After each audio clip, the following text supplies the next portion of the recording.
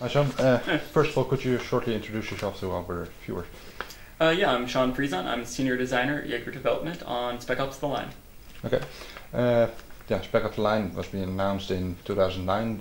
In 2010 I've seen it for the first time at E3, but after that it's gone quiet. Why? It's going into the dark, and after a while, a year later, the game pops up on the internet again with a new trailer, and you guys are promoting it right now. But what happened in the quiet year? Yeah, really, we were just trying to polish it, and we had a certain quality bar that we wanted to reach, and we weren't quite satisfied with it up until then. So we worked at 2K, kind of went back and forth. We both wanted the same thing, I think, and now we finally gotten to that place where we think we have something special. We think we have something that's at that level that we wanted. So we're letting people know about it again. Okay. Spec Ops The Line. Could you tell us more about what the game is about, the story, and that kind of stuff? Yeah, so, in brief, the story is basically these 3 Delta Force operators are going into Dubai after Dubai has been wiped out by these giant sandstorms. And they're going to rescue this legendary army colonel named John Conrad. And so what we wanted to do was kind of take this incredible setting where we have this city, this amazing architecture, but that's been completely devastated by this natural disaster.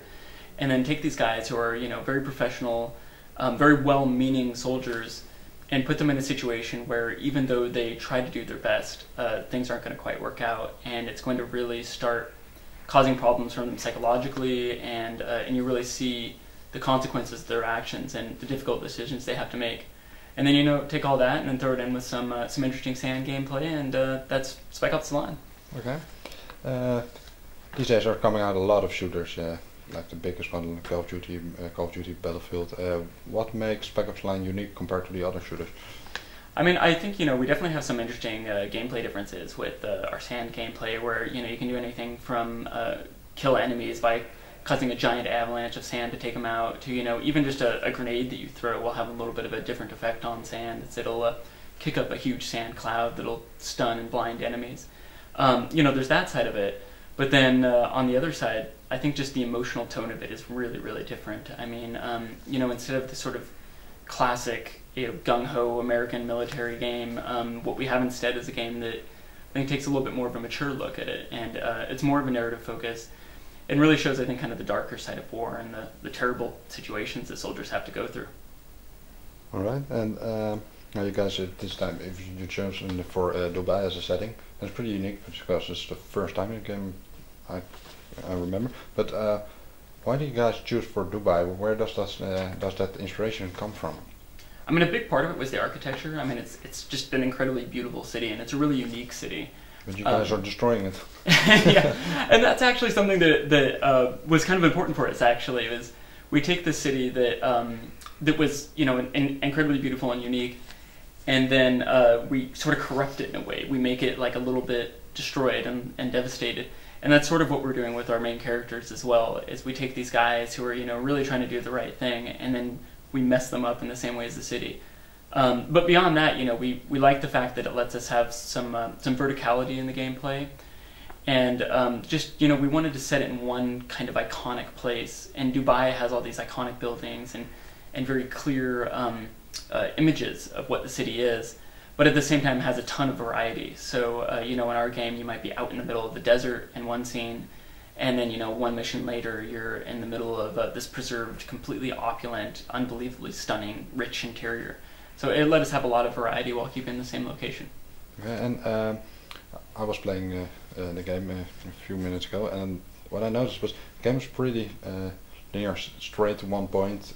Do you get any freedom at some point in the game with different approaches to enemies and that kind of stuff, or it's just from A to B and you got one line to that? Well, the overall story is linear, of course. That's just, we felt like we could tell the best story that way. But at various points in the throughout the game, you'll find these decision scenes where, you have to make a choice between one thing and another thing. And for instance, in the demo that you guys played through, there's one situation where you can try to pursue your mission objective or try to save some civilians. And that plays out very differently. If you go for the mission objective, you end up in this very difficult, giant, explosions everywhere sort of firefight. If you go the other way, you go through a stealth sequence. And, and then also how your squad, of course, reacts to that, and the outcome of it's a bit different as well. But apart from that, a lot of the combats we've actually tried to make them a little more open and let you approach them in different ways. And even our squad mechanics are sort of arranged along that philosophy, where if you want to really concentrate on playing it as just a core shooter, and you're doing your thing, and it's kind of you against the enemies. Your squads, they're smart, they're Delta Force operators, they're going to take care of themselves for the most part. But if you want to play a little more tactically, you can give them attack commands, and they'll respond contextually depending on what the situation is. Got your back! Hurry! Shotgunner! He's moving up!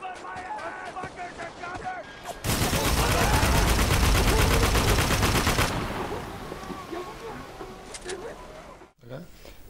Is there any demo planned for Spec Ops Online or a beta for the multiplayer in the nearby future? For multiplayer, we unfortunately can't talk about, but we are going to have some sort of consumer demo. Just the details we're still working out. Okay. One personal question. We have seen Battlefield 3 getting banned in Iran, I believe, because the heroin was in the game. And yeah, the guys over there didn't appreciate it. Are you guys afraid that the game is going to be banned in Dubai because you're shooting the whole city to shit in? Yeah, we actually have been banned there, but it's one of those situations where of course we wish as many people could get their hands on it as possible, but and we I don't think we've treated the city disrespectfully or anything, but it's they're going to do what they're going to do, and we're just proud of the game we've made, and things have kind of worked out the way they've worked out. Cool. And when does the game come out? It's spring of this year.